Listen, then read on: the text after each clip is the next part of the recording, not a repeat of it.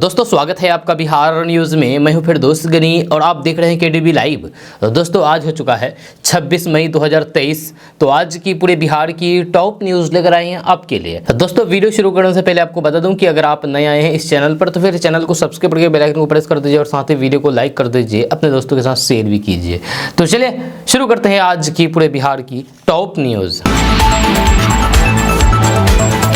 दोस्तों आज बिहार न्यूज़ में सबसे पहले बात करेंगे कि बिहार पुलिस की कार्यशैली हमेशा सवालों के घेरे में तो रहती है, वहीं अब वर्दी पर दाग लगने की खबर भी मिलने लगी है। यह ताज़ा मामला बिहार के किशनगंज जिले का है, जहां एक महिला ने दारोगा पर गलत काम करने का आरोप लगाया है।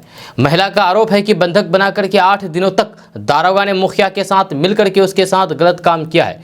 इतना ही नहीं, उसके पति से 2 लाख रुपए रंगदारी भी वसूली है।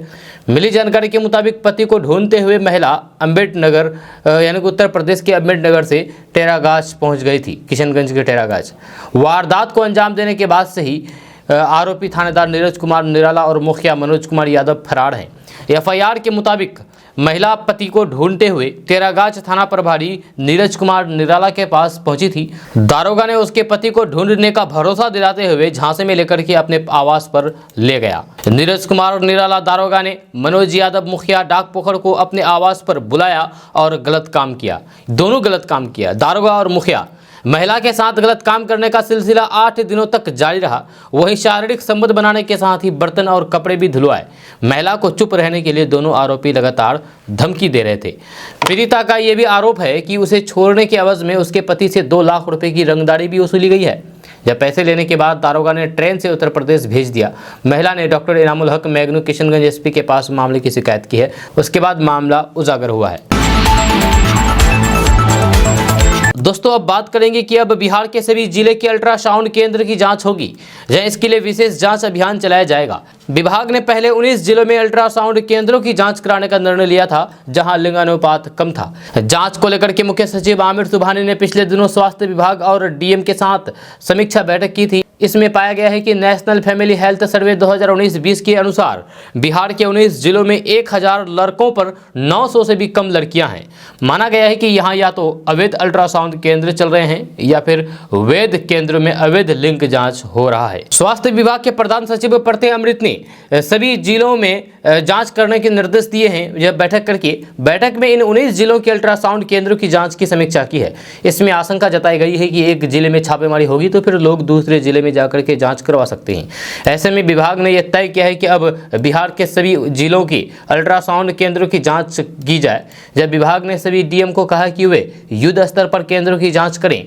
1 महीने के बाद विभाग जांच की समीक्षा करेगा। जिन 19 जिलों में लिंगानुपात कम हुआ है वह अररिया, अरवल, औरंगाबाद, भागलपुर, भोजपुर, बक्सर, दरभंगा, गया, कटिहार, लखीसराय, मधुबनी, मुजफ्फरपुर, नवादा, पश्चिमी चंपारण, पूर्वी चंपारण, समस्तीपुर, सारण, शेखपुरा और सुपौल जिला शामिल है। इन जिलों में लड़कों के मुकाबले लड़कियों की संख्या कम है। दोस्तों बात करेंगे कि भीषण गर्मी से परेशान लोगों के लिए ये ज़रूरी खबर है, जहां बिहार में आगामी 26 मई तक ओलावृष्टि और आंधी पानी के साथ कहीं कहीं भारी बारिश की चेतावनी जारी की गई है। ऐसे में आज एक बार फिर से बिहार के किशनगंज, कटिहार और पूर्णिया में कुछ जगहों पर बारिश का अनुमान जताया गया है। जब बिहार में बारिश की गतिविधियों को सक्रियता बढ़ाने के साथ अधिकतम तापमान में उतार चढ़ाव जारी है। जब कुछ जिलों में तापमान का ये अंतर 8 से 12 डिग्री तक देखा गया है। दरअसल बिहार में 2 दिन पहले तक लू झेल रहे जिलों में सुबह में पंखे की हवा से सिरहन की स्थिति बनी रही। 21 मई को पटना का अधिकतम तापमान 42 डिग्री था, वहीं 23 मई को 30 डिग्री दर्ज किया गया था। बुधवार को फिर से 37 डिग्री पर अधिकतम तापमान पहुंचने से दिन में गर्मी महसूस हुई। मौसम वैज्ञानिकों के मुताबिक अगले 1-2 दिन में मौसम की ये प्रवृत्ति कई जिलों में दिख सकती है। कल भी औरंगाबाद में सबसे अधिकतम तापमान 39 डिग्री दर्ज किया गया है। वहीं मौसम विभाग ने दक्षिण बिहार के जिलों में 1-2 जगहों पर मेघ गर्जन, बिजली चमकने और 30 से 40 किलोमीटर प्रति घंटे की हवा के साथ बारिश का येलो अलर्ट जारी किया है। आपको बता दें कि पटना सहित कई जिलों में आंशिक बादल छाए रहे। जब सुबह में ठंडी हवा से मौसम शुष्क बना रहा, ये कल की बात है, पर दोपहर में उमस और गर्मी ने लोगों को परेशान कर दिया। वातावरण में नमी से पसीने वाली गर्मी से लोग दो चार हुए। उत्तर बिहार के कई जिलों में आंधी पानी की गतिविधि भी सुबह में ही रही, लेकिन दिन चढ़ने के साथ पटना सहित दक्षिण बिहार के जिलों में धूप और उमस वाली गर्मी ने लोगों को परेशान किया है। दोस्तों बात करते हैं कि अगले साल होने वाले लोकसभा चुनाव के पहले कांग्रेस ने संगठन की मजबूती के लिए फेरबदल शुरू कर दिया है, जहां कांग्रेस हाईकमान ने बुधवार को बिहार के 28 जिलों में नए जिला अध्यक्षों का मनोनयन कर दिया है। इस संबंध में पार्टी ने आदेश जारी कर दिया है। बिहार कांग्रेस अध्यक्ष डॉक्टर अखिलेश प्रसाद सिंह ने हाल ही में विभिन्न जिला अध्यक्षों के नामों की अनुशंसा पार्टी हाईकमान को भेजी थी, जिस पर मंथन करने के बाद राष्ट्रीय अध्यक्ष मल्लिकार्जुन खड़गे ने 28 जिलों में नए अध्यक्ष मनोनयन की अनुमति दी है। पार्टी ने पटना जिले में 3 अध्यक्ष मनोनीत किए हैं। पार्टी ने पूर्वी चंपारण, पश्चिमी चंपारण, सीतामढ़ी, गोपालगंज, मधुबनी, दरभंगा, समस्तीपुर, सहरसा, सुपौल, किशनगंज, पूर्णिया और पटना में नए अध्यक्ष चुने गए हैं। जहां इन जिलों सहित 28 जिला अध्यक्षों का मनोनयन कांग्रेस हाईकमान ने किया है। बचे हुए जिला अध्यक्षों के नामों की सूची कुछ ही दिनों में जारी करने की संभावना जताई गई है। दोस्तों बात करेंगे कि जेल से रिहा होने के बाद आनंद मोहन अपने फुल पावर में आ चुके हैं। जी हां, अब जेल से रिहाई का बदला चुकाना शुरू कर दिया है आनंद मोहन। जब बिहार के जिले में घूम रहे आनंद मोहन ने नया समीकरण बनाने की कोशिश कर रहे हैं। आनंद मोहन ने कहा है कि हिंदू तो कोई शब्द ही नहीं है, इसका किसी धर्मग्रंथ में कोई जिक्र ही नहीं है। आनंद मोहन कह रहे हैं कि राजपूतों और फिर मुसलमानों के बीच बहुत पुराना गहरा रिश्ता रहा है। आनंद मोहन ने रोहतास में राजपूतों को संबोधित करते हुए कहा है कि रामायण, महाभारत, गीता जैसे धर्म ग्रंथों में हिंदू शब्द का जिक्र है ही नहीं। यह धर्म ग्रंथों में क्षत्रियों की चर्चा है। जहां आनंद मोहन ने कहा है कि उन्हें हैरानी है कि कुछ लोग महाराणा प्रताप को हिंदू से जोड़ रहे हैं। उनका इशारा बीजेपी की ओर था। आनंद मोहन ने कहा कि शुरू से ही राजपूतों और फिर मुसलमानों में मजबूत रिश्ता रहा है।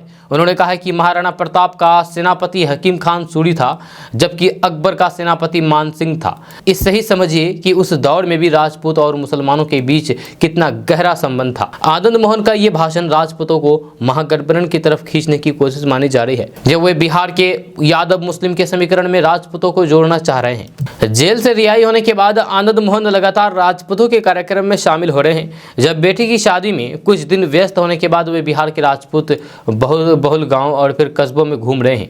राजपूत जाति से आने वाले महापुरुषों और फिर नेताओं की मूर्ति के अनावरण कार्यक्रम में भी शामिल हो रहे हैं। दोस्तों बात करते हैं कि संसद के नए भवन के उद्घाटन से जुड़े विवाद के बीच बीजेपी सांसद और बिहार के पूर्व उप मुख्यमंत्री सुशील कुमार मोदी का बयान सामने आया है। 19 विपक्षी दलों द्वारा उद्घाटन समारोह का बहिष्कार करने पर सुशील कुमार मोदी ने कहा कि यदि हिम्मत है तो फिर विपक्ष घोषणा करे कि वे भारतीय अस्मिता और फिर गौरव के प्रतीक नए संसद भवन की कार्यवाही में कभी भाग नहीं लेगा। बिहार के पूर्व उप मुख्यमंत्री एवं राज्यसभा सदस्य सुशील कुमार मोदी ने नीतीश कुमार पर निशाना साधते हुए कहा कि उन्हें बताना चाहिए कि 17 साल में उन्होंने कितना सरकारी भवनों का शिलान्यास और उद्घाटन राज्यपाल से करवाया है। सुशील कुमार मोदी ने कहा कि पटना में विधानमंडल के नए भवन का उद्घाटन भी मुख्यमंत्री ने किया था और किसी ने उस कार्यक्रम का बहिष्कार नहीं किया था। यदि हिम्मत है तो विपक्ष घोषणा करें कि वे भारतीय अस्मिता और फिर गौरव के प्रतीक नए संसद भवन की कार्यवाही में कभी भाग नहीं लेगा। जिन लोगों ने राष्ट्रपति द्रौपदी मुर्मू का विरोध किया और अपशब्द तक कहे थे, उन्हें आज आदिवासी सम्मान की बड़ी चिंता हो रही है। 1975 में तत्कालीन प्रधानमंत्री इंदिरा गांधी ने पुराने संसद भवन की एनेक्सी का उद्घाटन किया था, जब कांग्रेस को कभी राष्ट्रपति की याद क्यों नहीं आई। सुशील कुमार मोदी ने कहा कि आधुनिक सुविधाओं से लैस नए संसद भवन का उद्घाटन महान स्वाधीनता सेनानी और फिर वीर सावरकर की जयंती पर हो रही है। दोस्तों बात करेंगे कि अगर आप आम के शौकीन हैं तो फिर आपको इस साल रसीले आमों के लिए थोड़ा इंतजार करना पड़ेगा। इस साल दशहरी आमों की फसल को काफी नुकसान हुआ है। यूपी के आम बागों में मौसम ने काफी ज्यादा नुकसान पहुंचाया है। इस साल मार्च और अप्रैल में हुई बेमौसम बारिश और गोल्फ बॉल के आकार के ओले ने आम की फसल को काफी नुकसान पहुंचाया है। जब सामने आ रही रिपोर्ट्स के मुताबिक इस साल आम की फसल पिछले साल की तुलना में आधी रह गई है। दोस्तों बात करते हैं कि नए संसद भवन के उद्घाटन कार्यक्रम को लेकर के चल रहा सियासी घमासान बढ़ता ही जा रहा है। शिवसेना के नेता संजय राउत ने कहा कि सभी विपक्षी पार्टियों ने नए संसद भवन के उद्घाटन कार्यक्रम का बहिष्कार करने का फैसला किया है। 28 मई को होने वाले इस कार्यक्रम का हम भी बहिष्कार करेंगे। संजय राउत ने कहा कि सबसे पहले हमने ही सेंट्रल विस्टा प्रोजेक्ट पर सवाल खड़े किए थे, जहां हमने कहा था कि जब देश की आर्थिक स्थिति खराब है तो फिर देश को ऐसे प्रोजेक्ट की जरूरत नहीं थी। उन्होंने कहा कि इस प्रोजेक्ट को सिर्फ प्रधानमंत्री नरेंद्र मोदी की इच्छा के लिए बनाया गया है। उन्होंने कहा कि आज का संसद भवन अभी भी 100 साल तक चल सकता है। संजय राउत ने कहा है कि वह पुराना संसद भवन ऐतिहासिक है और इस संसद भवन से आरएसएस और फिर बीजेपी को कोई रिश्ता नहीं है। संजय राउत ने कहा है कि ये खर्चा सिर्फ शिला पर प्रधानमंत्री नरेंद्र मोदी द्वारा नए संसद भवन का उद्घाटन किया गया लिखाए जाने वाले के लिए हो रहा है। उन्होंने बीजेपी पर निशाना साधते हुए कहा है कि संविधान के अभिरक्षक राष्ट्रपति को आमंत्रित नहीं किया जा रहा है। उन्होंने कहा है कि उद्घाटन के लिए राष्ट्रपति को आमंत्रित नहीं किया गया, इसीलिए देश के विपक्षी दलों ने उद्घाटन समारोह का बहिष्कार करने का फैसला किया है। उन्होंने कहा है कि द्रौपदी मुर्मू को आदिवासी महिला के नाम पर राष्ट्रपति बनाया गया, लेकिन उनको राष्ट्रपति भवन से बाहर तक नहीं आने दिया जाता है। दोस्तों बात करते हैं कि बिहार के 14,60,000 किसान पीएम किसान सम्मान निधि योजना से वंचित हो सकते हैं। इन किसानों ने अभी तक ई-केवाईसी नहीं कराया है। कृषि विभाग ने डीओ को जिलावार सूची भेज करके इनका ई-केवाईसी कराने का निर्देश दिया है। ये सूची कृषि समन्वयक को दी जाएगी। किसानों के घर जाकर के हाल ही में लॉन्च हुए मोबाइल ऐप के जरिए समन्वयक ई-केवाईसी की प्रक्रिया पूरी करेंगे। कृषि निदेशक आलोक रंजन घोष ने सभी जिला कृषि पदाधिकारियों की बैठक में इसमें तेजी लाने के लिए जागरूकता अभियान चलाने को कहा है। आपको बता दें कि पीएम किसान सम्मान निधि योजना के लिए किसानों को भूमि का सत्यापन और ई-केवाईसी कराना अनिवार्य है। ई-केवाईसी नहीं कराने वाले किसान सम्मान निधि योजना से वंचित रह सकते हैं। जब बिहार में ऐसे किसानों की संख्या 14,61,620 है। इन किसानों का बैंक खाता आधार से नहीं जुड़ा हुआ है। जिन भी किसानों का बैंक खाता आधार से नहीं जुड़ा हुआ है उन्हें भी योजना का लाभ नहीं मिलेगा। दोस्तों अब बात करेंगे कि बिहार में पंचायती राज संस्थानों के अंतर्गत 605 खाली पड़े पदों के लिए उपचुनाव के लिए कल वोटिंग सुबह से जारी था, जो शाम 5 बजे तक चला। आपको बता दें कि राज्य निर्वाचन आयोग ने 38 जिलों में 300 प्रखंडों में 3522 खाली पड़े पदों के लिए पंचायत उपचुनाव की घोषणा की थी, जिनमें 14 पर मतदान स्थगित हो गया, तो फिर वहीं 2083 पदों पर निर्विरोध निर्वाचन हुआ। इसके अलावा 820 पद खाली रह गए। बचे हुए 605 पदों के लिए कल ईवीएम से वोट दिया गया और मतगणना 27 मई को होगी। जो उपचुनाव में ग्राम जिला पार्षद, मुखिया, वार्ड सदस्य, ग्राम कचहरी, सरपंच और पंच के विभिन्न पदों के लिए कुल 1961 प्रत्याशी चुनावी मैदान में थे। पटना की बात करें तो यहाँ पर 11 प्रखंडों के 86 मतदान केंद्रों पर वोट डाले गए। आपको बता दें कि मतदाताओं की सुविधा के लिए टोल फ्री नंबर जारी किया गया है। जब राज्य निर्वाचन आयोग ने वोटरों के लिए टोल फ्री नंबर 180034574243 उपलब्ध कराया गया है। मतदाता इस टोल फ्री नंबर पर कॉल करके चुनाव से संबंधित जानकारी हासिल कर सकते हैं। इसके अलावा इस टोल फ्री नंबर के माध्यम से अपनी शिकायत भी दर्ज करवा सकते हैं। दोस्तों बात करते हैं कि बागेश्वर धाम पीठाधीश्वर धीरेन्द्र कृष्ण शास्त्री को लेकर के केंद्र सरकार द्वारा उनकी सुरक्षा के लिहाज से वाई कैटेगरी की सुरक्षा दी गई है। ये सुविधा बागेश्वर बाबा को बिहार से जाने के बाद ही दी गई है। जब केंद्र सरकार द्वारा ये सुरक्षा बागेश्वर बाबा को ट्रेड परसेप्शन के आधार पर दी गई है। आपको बता दें कि धीरेन्द्र कृष्ण शास्त्री को बीते दिनों जान से मार देने की धमकी मिली थी। केंद्र ने मामले को गंभीरता से लिया और उन्हें वाई कैटेगरी की सुरक्षा दी गई है। अब ये वाई कैटेगरी की सुरक्षा में रहेंगे। उनके साथ कमांडो सहित 8 जवान हर समय उनकी सुरक्षा में तैनात रहेंगे। बागेश्वर धाम पीठाधीश्वर धीरेन्द्र कृष्ण शास्त्री जब बिहार दौरे पर आए हुए थे तो फिर पटना में उनसे मिलने वालों की फौज खड़ी थी। जब कुछ लोग पैरवी सिफारिशों के दम पर उनके पास उस होटल में पहुंचने में सफल रहे जहां पर वे रुके हुए थे। इनमें भोजपुरी अदाकारा अक्षरा सिंह का भी नाम शामिल है। दोस्तों बात करते हैं कि राजधानी पटना के मसूरी प्रखंड में जीविका दीदियों को मशरूम उत्पादन के लिए ट्रेनिंग दी जा रही है। ये कार्यक्रम 4 दिनों के लिए रखा गया है। इसमें जुड़ करके कई महिलाएं अपने जीवन में खुद ही आत्मनिर्भर और स्वरोजगार करने के लिए ट्रेनिंग ले रहे हैं। भूमि सर्वेक्षण विभाग की ओर से मसूरी के जमालपुर में इस कार्यक्रम का आयोजन किया गया था। यहाँ महिलाओं को खुद सहायता समूह और फिर जीविका दीदियों को मशरूम उत्पादन का प्रशिक्षण दिया जा रहा है। ये लोग यहाँ से प्रशिक्षण लेने के बाद गाँव की महिलाओं को भी प्रशिक्षण करेंगी। दोस्तों बात करते हैं कि बिहार सरकार की नौकरियों में जूनियर इंजीनियर के पदों पर होने वाली बहालियों में बिहार के संस्थानों से पास आउट छात्रों के लिए 40% सीटें आरक्षित रहेगी। बचे हुए 60% पदों पर बिहार और बिहार के बाहर के संस्थानों से पढ़े हुए युवाओं को मौका मिल पाएगा। बिहार सरकार ने अवर अभियंता भर्ती नियमावली तैयार कर ली है और इसे सामान्य प्रशासन विभाग ने अपलोड कर लिया है। इसके तहत सभी कोटि में आरक्षण का निर्धारण इसी फॉर्मूले के तहत किया जाएगा। अनुसूचित जाति के लिए निर्धारित पदों के कुल 40% पदों पर बिहार स्थित संस्थानों के छात्रों को ही अवसर मिल पाएगा। इसी में महिलाओं के लिए 33% आरक्षण का भी प्रावधान होगा। बाकी 60% पदों पर राज्य के और राज्य के बाहर के संस्थानों के पढ़े छात्रों को अवसर मिलेगा। ये प्रक्रिया आर्थिक रूप से कमजोर वर्ग, पिछड़ी जाति, ईबीसी, पिछड़ी जाति की महिला एवं आय आरक्षित वर्गों के लिए सीटें आरक्षित रहेगी। दोस्तों बात करते हैं कि बिहार के कैमूर में भभुआ प्रखंड के अंतर्गत डुमरिया पंचायत के उप मुखिया और वार्ड सदस्यों ने इस्तीफा दे दिया है। जहां इन सभी लोगों ने एक समूह बनाकर के डीएम श्रवण कुमार को अपना इस्तीफा सौंप दिया। जहां इस समूह के लोगों ने भभुआ प्रखंड के विकास पदाधिकारी और फिर डुमरिया पंचायत के मुखिया पर गंभीर आरोप लगाया है। इन लोगों का आरोप है कि हम लोगों को 1 साल से पंचायत में हो रहे काम की किसी भी योजनाओं की जानकारी नहीं है। बिना किसी बैठक के किसी भी सरकारी योजनाओं को खोल करके पंचायत में जगह जगह पर काम कराया जा रहा है। इन कामों को करने के लिए 1 साल में पूरे पंचायत की कहीं भी बैठक नहीं हुई है। जहाँ इन कामों में सिर्फ बीडीओ और फिर पंचायत के मुखिया ही शामिल है। जहाँ इसलिए हम लोग एक साथ यहाँ इस्तीफा सौंपने डीएम के पास आ रहे हैं। ये कहना है राजू पासवान, वार्ड सदस्य संघ जिलाध्यक्ष का। दोस्तों बात करते हैं कि बिहार के मुख्य सचिव आमिर सुबहानी ने अधिकारियों को अवैध खनन के खिलाफ सख्त कार्रवाई करने का निर्देश दिया है। उन्होंने कहा है कि जिन घाटों की बंदोबस्ती नहीं हुई है वहां खनन पर पूरी तरीके से रोक लगाएं। बंदोबस्ती वाले घाटों पर शर्तों का अनुपालन करके खनन सुनिश्चित किया जाए। जहाँ इसे पुलिस और फिर खनन विभाग के पदाधिकारी देखेंगे।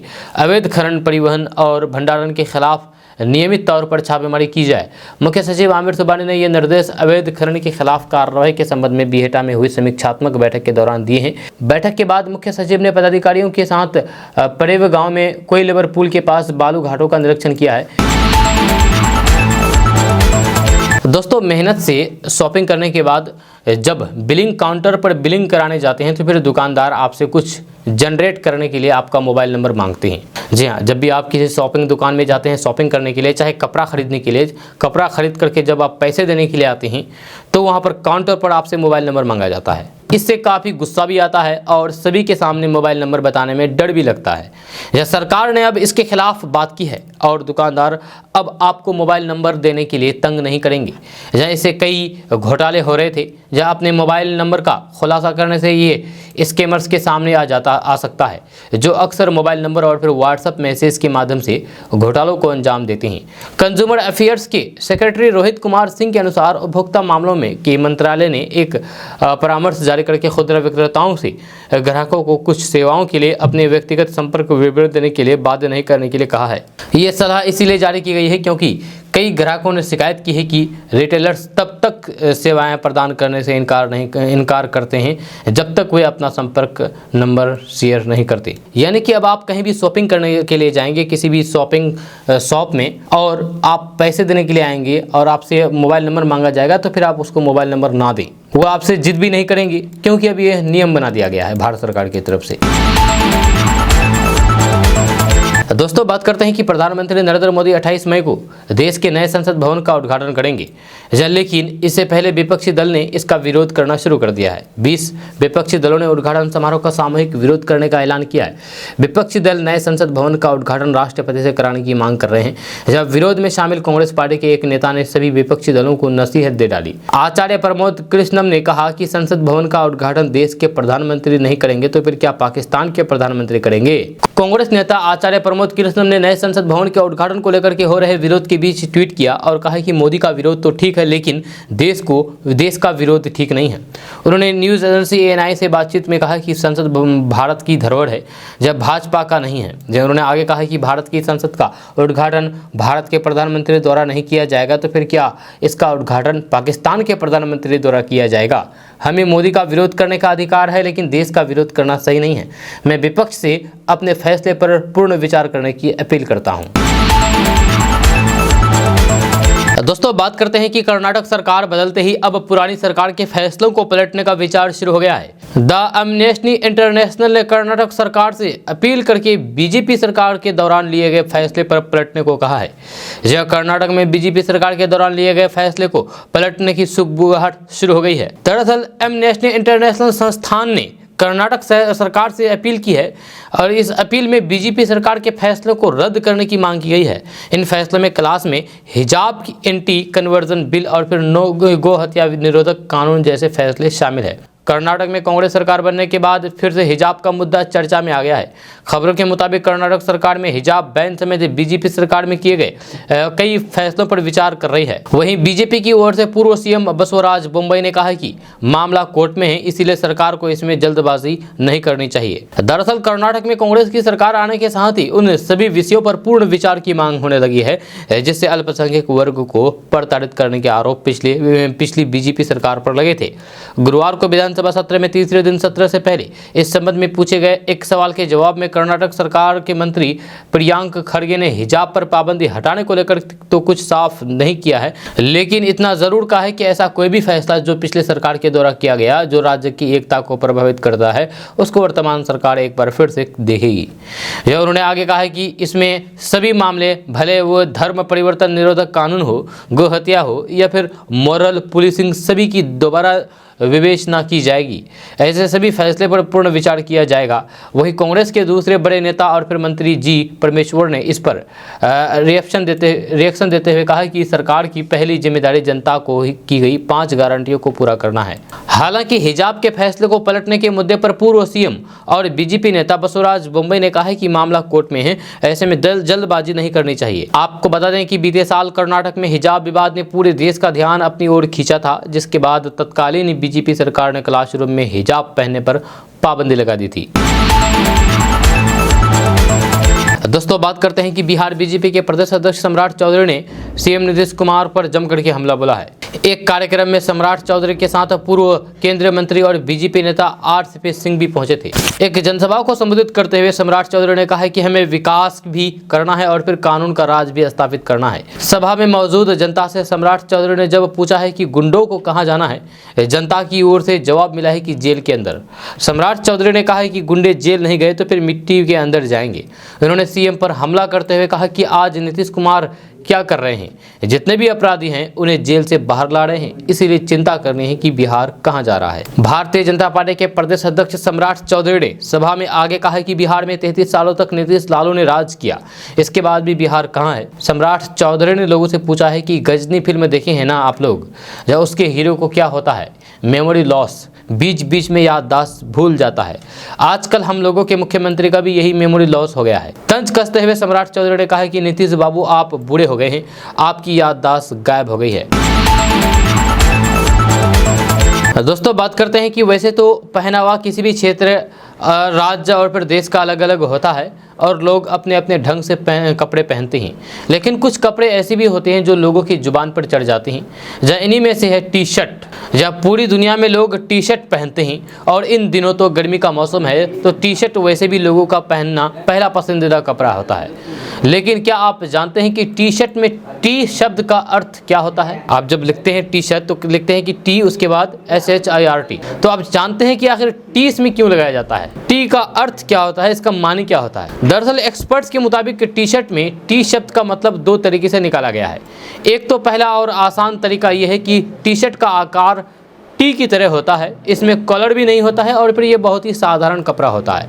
अगर इस कपड़े को सामने से या फिर पीछे से देखा जाए तो फिर ये टी के आकार में दिखता है, शायद इसीलिए इसका नाम टी शर्ट रख पर गया होगा। वही द सन की एक रिपोर्ट के मुताबिक टी शर्ट के नाम की एक और दिलचस्प वजह बताई गई है। प्रथम विश्व युद्ध के आसपास अमेरिकी सैनिक जब युद्धाभ्यास की ट्रेनिंग आपस में करते थे तो फिर ट्रेनिंग के समय बहुत ही हल्के फुल्के कपड़े पहनते थे। ये कपड़े बिल्कुल भी आज के टी शर्ट की तरह होते थे। उन्हें ट्रेनिंग शर्ट कहा जाता था और इसी ट्रेनिंग शर्ट को शॉर्ट फॉर्म में टी शर्ट कहने लगा, जहाँ ट्रेनिंग से टी लिया गया और शर्ट का शर्ट लिया गया। इन दोनों घटनाओं या फिर कारणों का जिक्र कई मीडिया रिपोर्ट्स में किया गया है। वैसे व्यवहारिक तौर पर टी की तरह दिखने वाला टी शर्ट को ही टी शर्ट कहा जाता है, लेकिन अमेरिकी सैनिकों वाली बात को भी सिरे से खारिज नहीं किया जा सकता है। आपको बता दें कि आज के समय में टी शर्ट एक प्रकार का ऐसा कॉमन वस्त्र होता है जो आमतौर पर पुरुषों और फिर महिलाओं दोनों द्वारा पहने जाने वाला वस्त्रों में से एक है। टी शर्ट आमतौर पर ग्राफिक चित्र, लोगो या फिर आकृति के साथ विभिन्न रंगों में उपलब्ध होता है। दोस्तों भारत को हिंदुत्ववादी लोग हिंदू राष्ट्र घोषित करने की मांग कर रहे हैं। इसको लेकर के काफ़ी लोग इसके खिलाफ भी हैं, चाहे वो हिंदू हो या फिर मुस्लिम हो। अधिकतर लोग इसके खिलाफ हैं। अब बरेली की मौलाना और ऑल इंडिया मुस्लिम जमात के राष्ट्रीय अध्यक्ष मौलाना शहाबुद्दीन रजवी बरेली ने बयान जारी करते कहा कि वर्तमान तो देश क्या अगले 500 सालों में भी भारत हिंदू राष्ट्र नहीं बन सकता।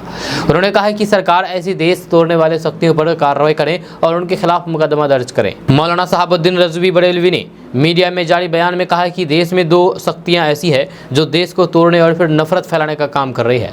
बरेलवी के अनुसार पहले वे शक्तियां हैं जो धर्म का चोला पहन करके अपना सियासी वजूद कायम करने में लगे हुए हैं। जैन में बागेश्वर धाम के बाबा धीरेन्द्र शास्त्री है। दूसरे व्यक्ति का नाम स्वामी प्रसाद मौर्य है जो समाजवादी पार्टी के महासचिव हैं। शहाबुद्दीन ने कहा कि इसमें एक व्यक्ति भारत को हिंदू राष्ट्र बनाने का आंदोलन चला रहे हैं, इसके लिए जगह जगह विशाल जनसभाएं की जा रही है। दूसरा व्यक्ति देश की बहुसंख्यक आबादी की आस्था वाली किताब रामचरितमानस की तौहीन करता दिख रहा है। सपा कार्यालय में प्रेस कॉन्फ्रेंस करके किताब के पन्नों को जलाया जा रहा है। ये तमाम घटनाएं दो समुदाय के दरमियान संप्रदाय दंगा कराने की साजिश रची जा रही है। ऐसा करके देश के अंदर नफरत फैलाने, सामाजिक ताने बाने को बिखरने और फिर देश को तोड़ने का कार्य किया जा रहा है। मौलाना बरेलवी ने भारत सरकार और उत्तर प्रदेश सरकार से मांग की है कि इन दोनों के खिलाफ कानूनी कार्रवाई की जाए और इनकी नफरत फैलाने वाली भाषाओं पर प्रतिबंध लगाया जाए।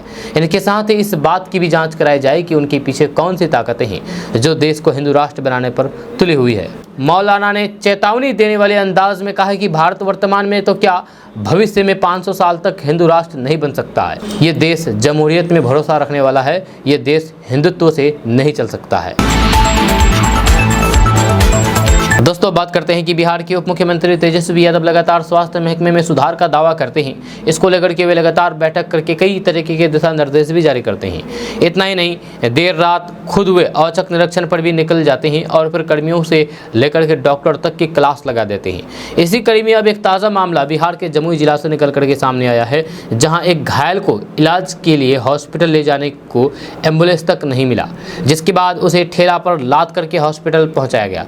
मिली जानकारी के अनुसार जमुई जिले के झाझा में स्वास्थ्य महकमे के हालात क्या है, इस बात का सबूत उस समय देखने को मिला जब इलाके के एक युवक मारपीट में बुरी तरीके से घायल हो गया और उसे इलाज के लिए हॉस्पिटल ले जाने की नौबत आ गई और इसको लेकर के अब एम्बुलेंस की मांग की गई तो फिर मालूम चला है कि वहां एक भी एम्बुलेंस नहीं है, जिसके बाद युवक के बिगड़ते हालात को देखते हुए उसे ठेला पर लाद करके अस्पताल लाया गया। जी हाँ, ये है बिहार के स्वास्थ्य व्यवस्था। आप एक तरह से कह सकते हैं कि बिहार के उप मुख्यमंत्री और स्वास्थ्य मंत्री तेजस्वी यादव एक तरह से बिहार के स्वास्थ्य व्यवस्था को सुधारने का दावा करते हैं, लेकिन हकीकत बिल्कुल भी उससे अलग है।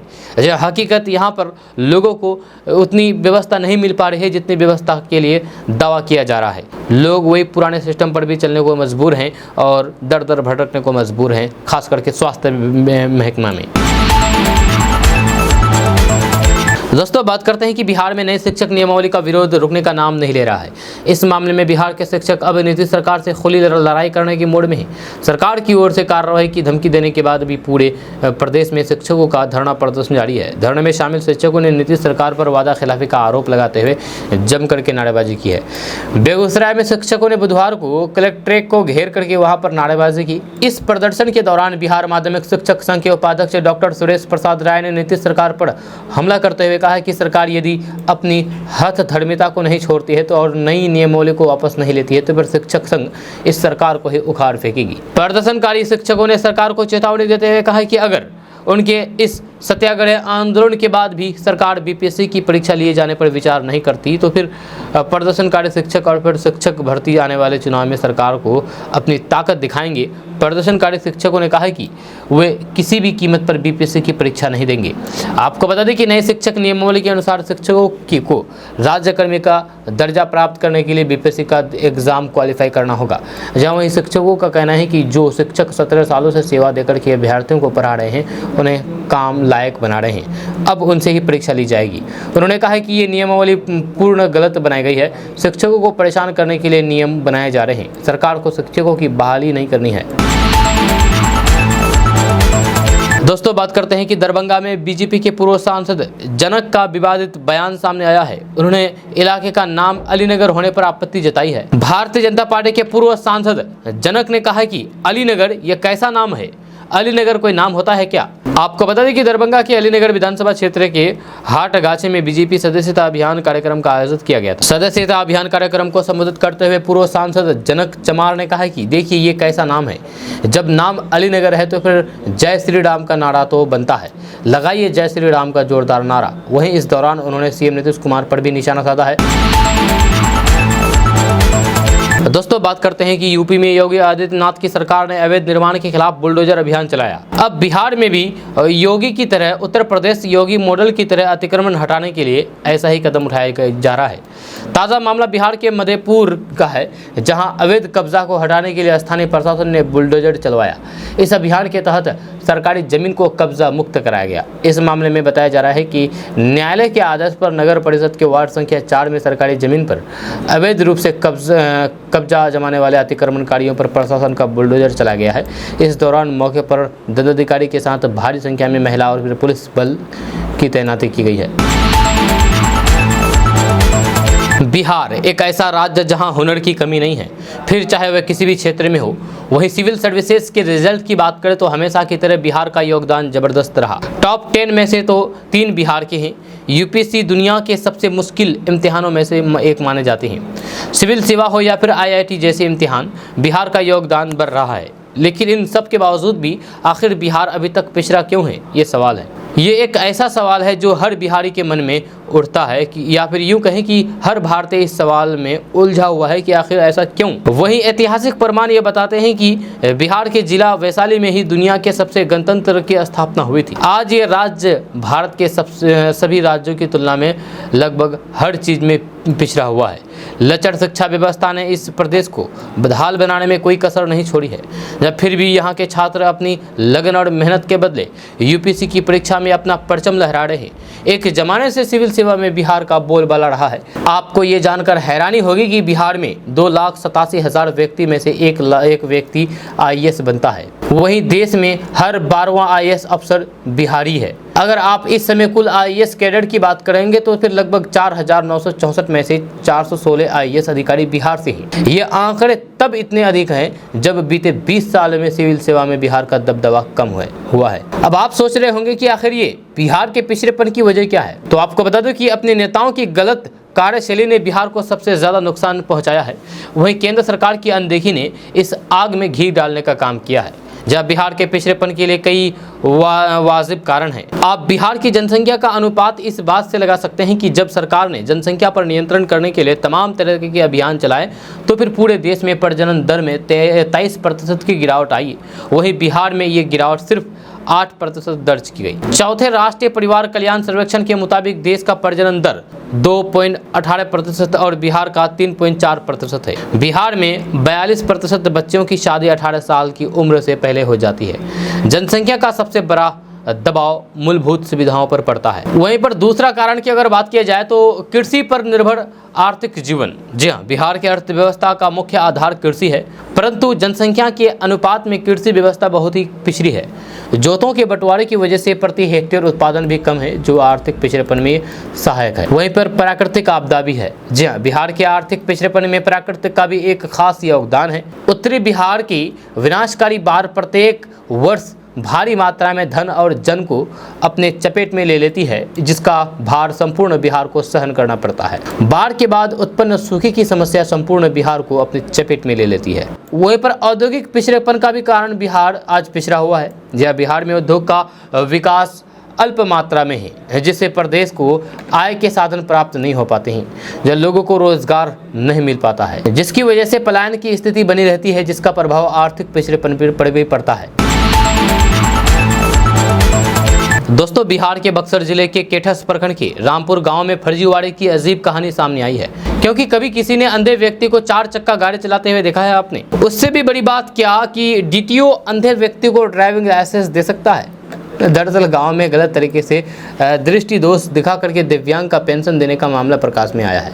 इसको लेकर के प्रखंड विकास पदाधिकारी मिथिलेश बिहारी वर्मा ने बुधवार को मौके पर पहुंच करके जांच की। वीडियो ने बताया है कि रामपुर गांव निवासी प्रमोद कुमार पांडे बीते कई सालों से दिव्यांग प्रमाण पत्र के दिव्यांग का पेंशन का लाभ ले रहे हैं। वहीं प्रमोद कुमार पांडे के नाम से परिवहन विभाग से ड्राइविंग लाइसेंस निर्गत किया गया है। गलत तरीके से दिव्यांग की राशि का दुरुपयोग है। जहां गुप्त सूचना के आधार पर वीडियो ने रामपुर जाकर के जांच किया, परंतु प्रमोद कुमार पांडे से भेंट नहीं हुई।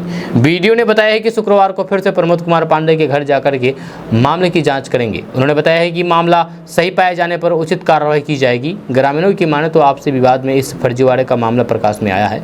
बताया जा रहा है कि प्रमोद कुमार पांडे ने साल 2013 में ही दिव्यांग आंख से दिखाई नहीं देने के प्रमाण पत्र के आधार पर पेंशन लेना शुरू किया था। फिर उन्होंने ड्राइविंग लाइसेंस भी बनवा लिया, जो 2023 तक वैध है। ऐसे में बड़ा सवाल ये उठ रहा है कि अगर प्रमोद दिव्यांग है तो फिर लाइसेंस कैसे बना, वो भी अंधे का। जी हाँ, अगर लाइसेंस बना तो फिर प्रमोद को पेंशन कैसे मिला। दोस्तों बात करते हैं कि बिहार की राजधानी पटना में ठगी का एक नया तरीका सामने आया है। बदमाश ठगों ने इस बार निहायत ही सीधी सादी महिला को भगवान के नाम पर ठग लिया है। दरअसल राजधानी पटना के कंकरबाग थाना क्षेत्र की चांदमारी रोड में दो छात्रों ने खुद को हरिद्वार का पंडित बताकर के महिला को अपनी बातों में उलझा लिया और उन्हें नारायण नारायण बुलवा करके उनकी सोने की चेन और लॉकेट लेकर के फरार हो गए। इस मामले में कंकरबाग थानेदार रविशंकर सिंह ने बताया है कि 20 मई को इस मामले में केस दर्ज किया गया है। दोनों छात्रों की पहचान नहीं हुई है। घटनास्थल के आसपास लगे सीसीटीवी फुटेज को खंगाला जा रहा है। जल्दी छात्र को ढूंढ होंगे। महिला ने बताया है कि एक अनजान व्यक्ति उनके पास आया, जब उसने बताया है कि वे खुद को हरिद्वार का पंडित बताया। इसी दरमियान एक व्यक्ति और आया, दोनों ने मिलकर उन्हें बातों में उलझा लिया। फिर दोनों गले से सोने की चेन लॉकेट लगा करके जितिया उतार करके पीड़ितों का पर्स में रखने को कहा और कहा कि 108 बार नारायण नारायण बोल करके आगे चलो। वे कुछ ही कदम आगे बढ़ी थी कि पीछे पलट करके देखा तो फिर वे लोग आभूषण लेकर के भाग चुके थे, सोना चांदी लेकर के भाग चुके थे। यहाँ ये वे लोग थे जो पंडित, अपने आप को पंडित कहते थे। तो दोस्तों आज का न्यूज़ बस यहाँ तक। कैसा लगा नीचे कमेंट बॉक्स में कमेंट करके जरूर बताइएगा। अगर आप नए आए हैं इस चैनल पर तो फिर चैनल को सब्सक्राइब करके बेल आइकन को प्रेस कर दीजिए और साथ ही वीडियो को लाइक कर दीजिए, अपने दोस्तों के साथ शेयर भी कीजिए। तो चलिए मिलते हैं फिर नेक्स्ट वीडियो के साथ, तब तक के लिए जय हिंद, जय बिहार।